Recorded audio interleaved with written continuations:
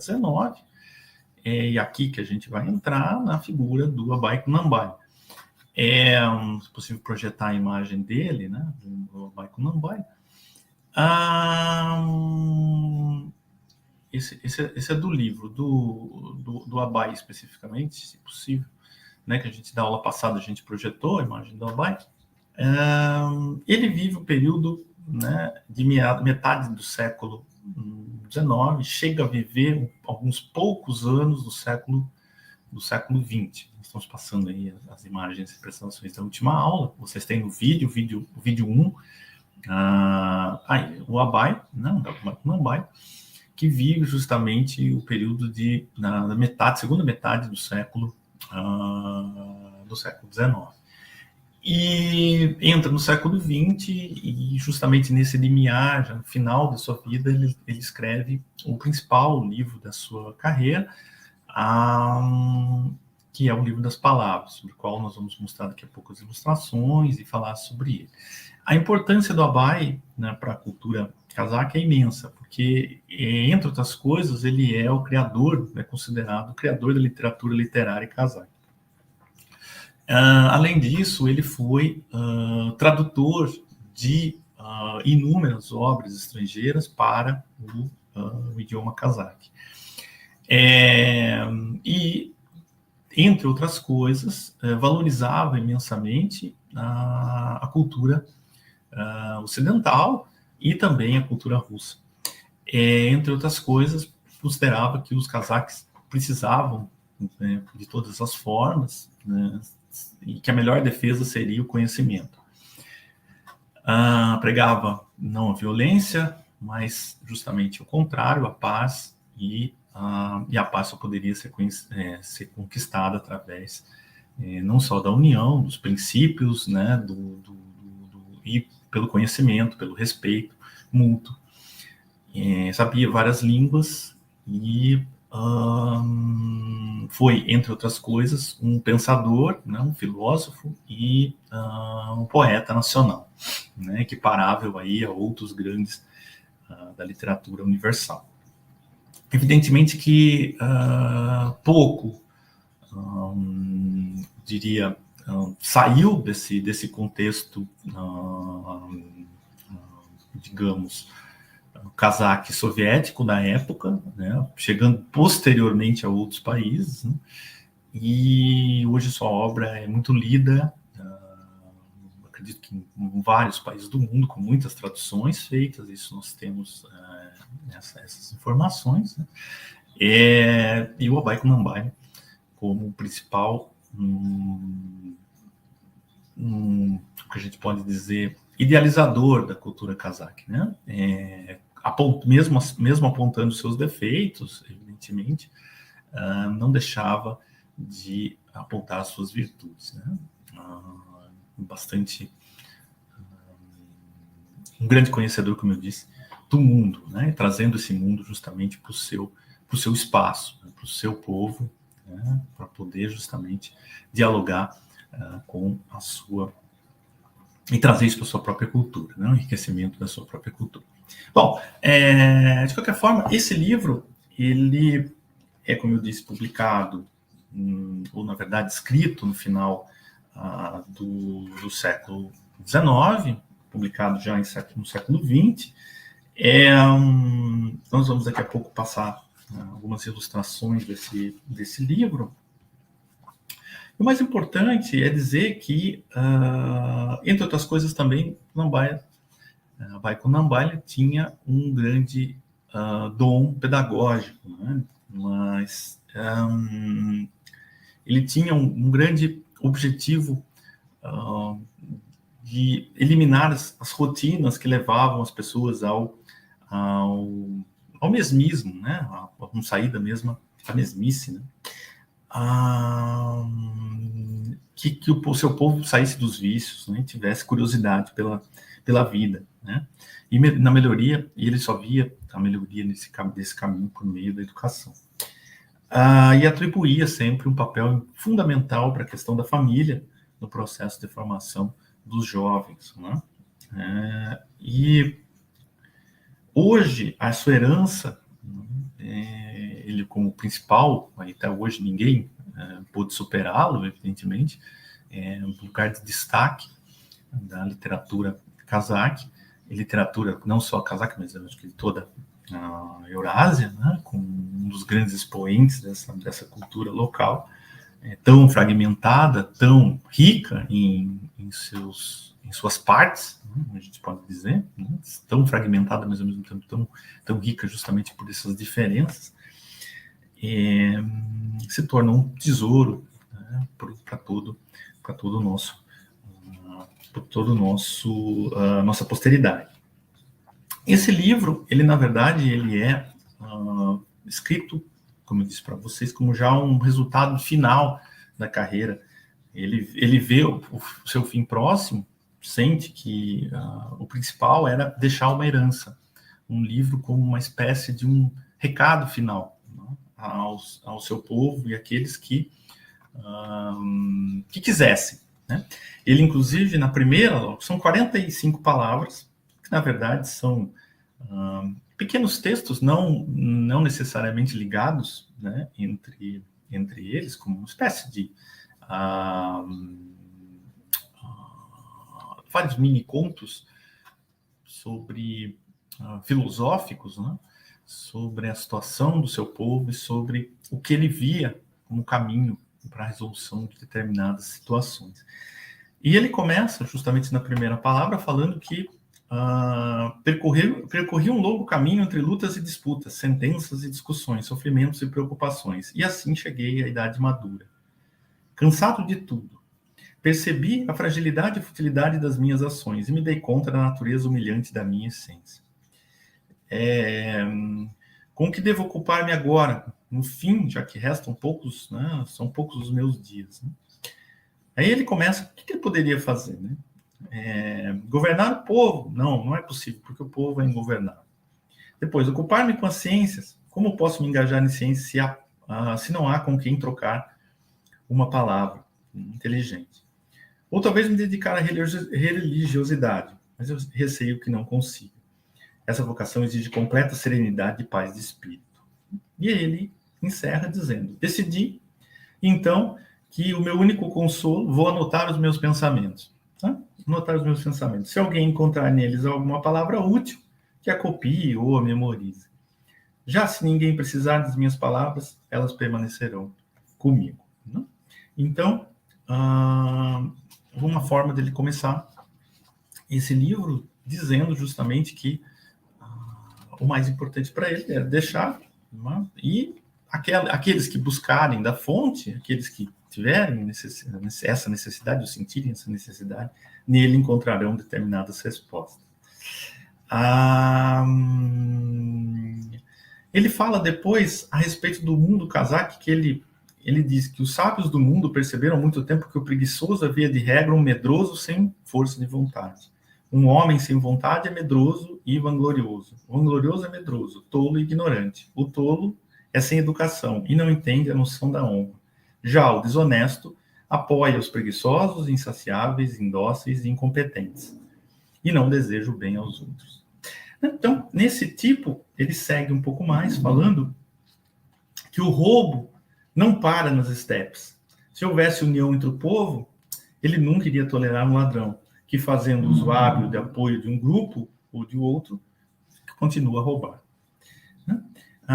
Os filhos honestos das estepes são vítimas de acusações criminosas baseadas em falsas denúncias e são submetidos a interrogatórios humilhantes. E antes do tempo, há testemunhas prontas para confirmar aquilo que não viram ou ouviram. Qualquer relação com os tempos de hoje não deixa de ser mera coincidência, né? Então, as pessoas estão sempre prontas aí, mediante a lógica, com uma necessidade, prontas para confirmar aquilo que não viram ou ouviram.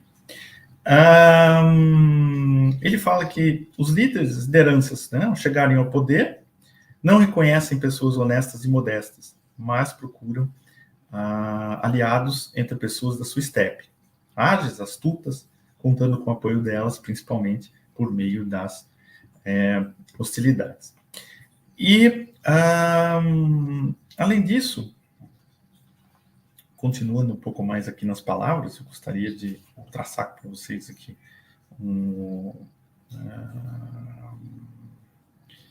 olha aqui, sem vermos a felicidade, o homem nasce chorando e morre irritado, sem vermos a felicidade da vida, perseguimos uns aos outros, vangloriando-nos, perdemos assim nossa pobre vida sem vê-la, a humilhamos com atos indecentes e negligenciamos como areia, com uma corda podre. E quando chegamos ao fim, choramos e não conseguimos comprar sequer um dia de nossa vida, mesmo com toda uma fortuna acumulada. Além disso, mais algumas passagens importantes que eu gostaria aqui de citar para vocês. Ele fala sobre a criança. Quando nasce uma criança, nela já há 2 princípios. O primeiro é o desejo de comer, beber, dormir e assim satisfazer suas necessidades vitais do corpo. E o segundo princípio é o desejo de saber, de conhecer. A criança busca o todo, procura por algo notável, procura tudo pelo gosto, pelo toque. Né? Então, é a necessidade da alma, a ambição por tudo ver, tudo saber, tudo aprender. Mas se esse interesse sumir, caso você não tenha mais vontade de tudo saber, ou pelo menos de saber uma parte, isso quer dizer que você deixou de existir como pessoa. E as críticas, justamente, a como a sociedade estava organizada. Além disso, algumas outras passagens aqui interessantes que eu gostaria de tratar com vocês.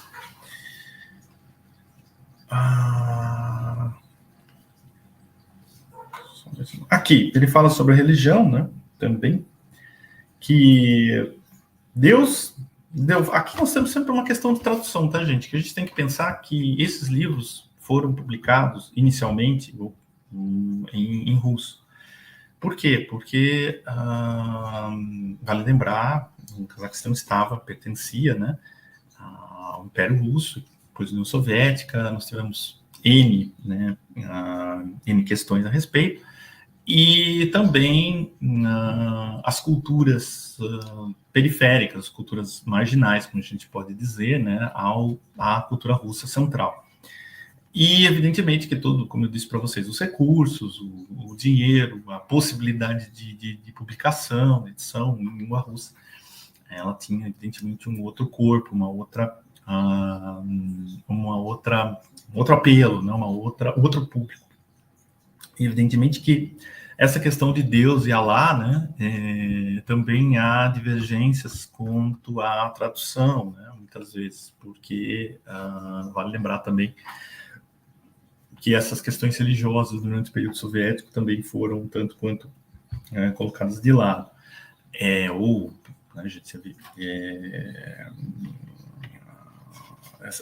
Inclusive com censura de certos pontos religiosos. Então, quando aparece Deus aqui, a questão é da tradução do russo, né, como apareceu para a gente.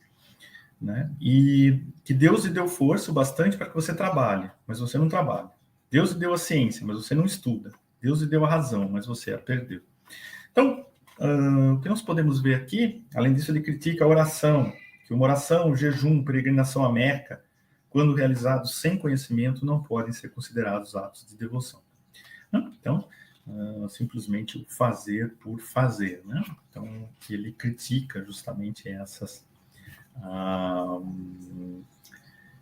mais uma palavra, ele diz: se alguém faz o bem de maneira errada, demonstra sua devoção de modo incorreto. Não devemos nos atrever a proibi-lo de fazê-lo. Né? Mais importante, justamente, a intenção de fazer. Né? Ele chama a atenção para essa formação. Ele critica os cazaques em quase todas as palavras. Né? O cazaque não se esforça para que sua vida seja correta diante de Deus. Ele acha que basta fazer o que os outros fazem, que a virtude é se levantar e se curvar no tapete de oração fazendo reverências. Afinal, às vezes dizemos aos comerciantes que chegam para receber dívidas: foi tudo que encontrei. Se for o suficiente para você, pegue. não ache que vou conseguir riqueza do chão só para você. Mas não se pode enganar o destino da mesma forma que se engana o comerciante. Então, e tinha mais uma aqui, a última que eu queria comentar com vocês.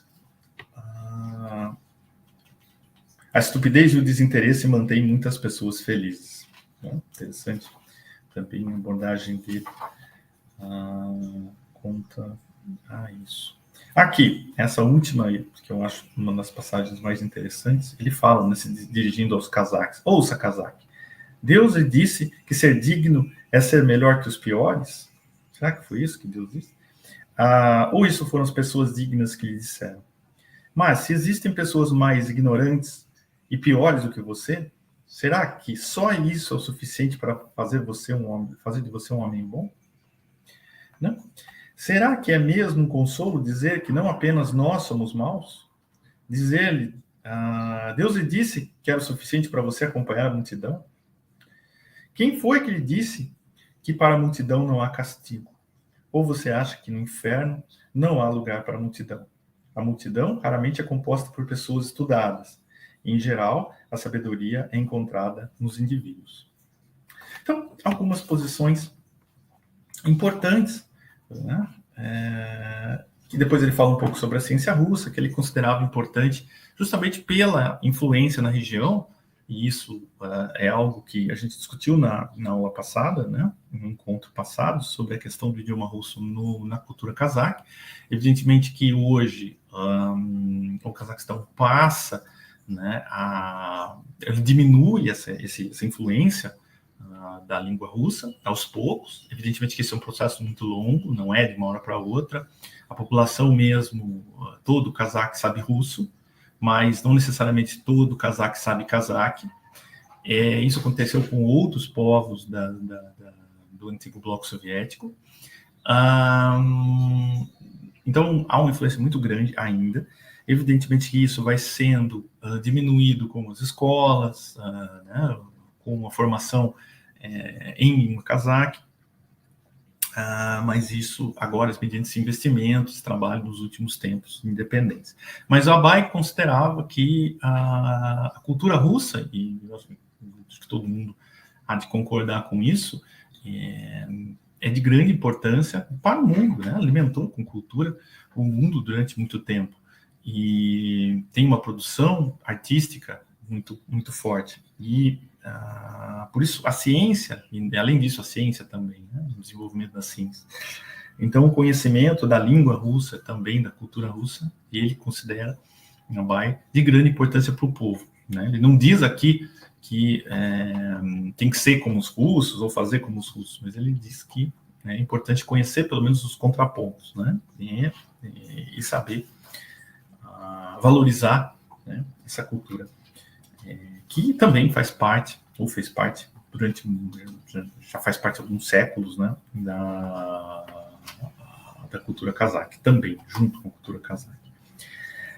Bom, de qualquer forma, depois ele continua com mais aqui algumas palavras, mas só para vocês terem uma ideia do tom da obra, que é um livro de cabeceira, né, dos cazaques, esses pensamentos, essas ideias, né?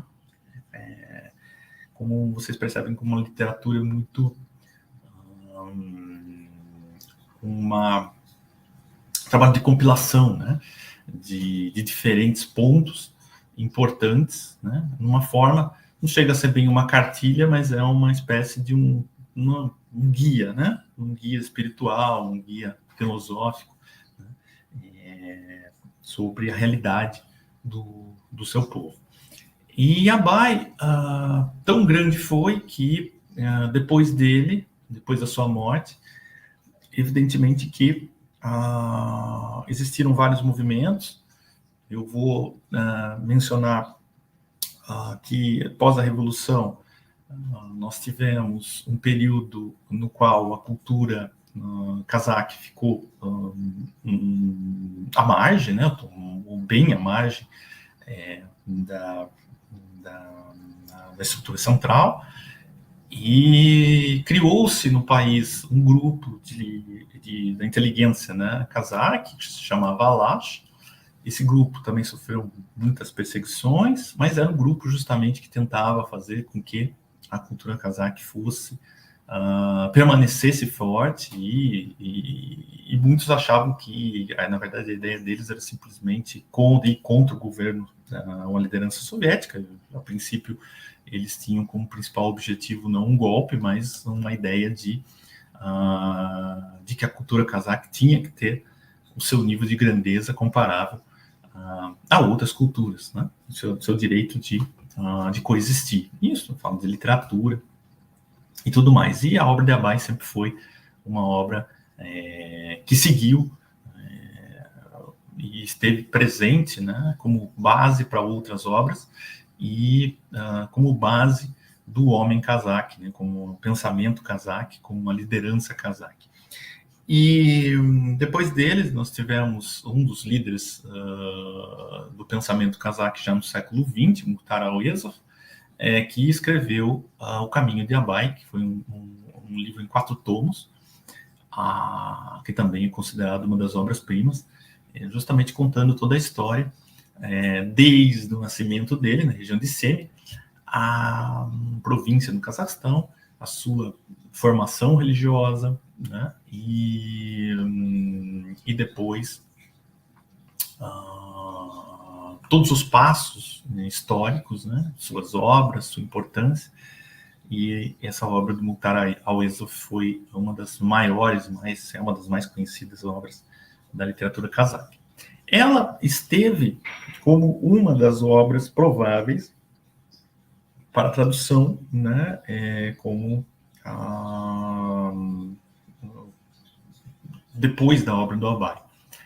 Mas acabou que foi escolhida a obra do Eliezer Semberling. Isso nós vamos passar daqui a pouquinho para ele, como com outro objetivo, porque a obra de Abai ela partiria de uma questão mais filosófica, mais histórica, mais relacionada à pessoa, Abai e seu povo num determinado período, né, do recorte da sua vida, e a ideia foi justamente ampliar um pouco mais, e por isso a obra escolhida para ser a segunda obra literária cazaque a ser traduzida para o português foi a obra Os Nômades, de Eliezer Semberling, que é um pouco posterior.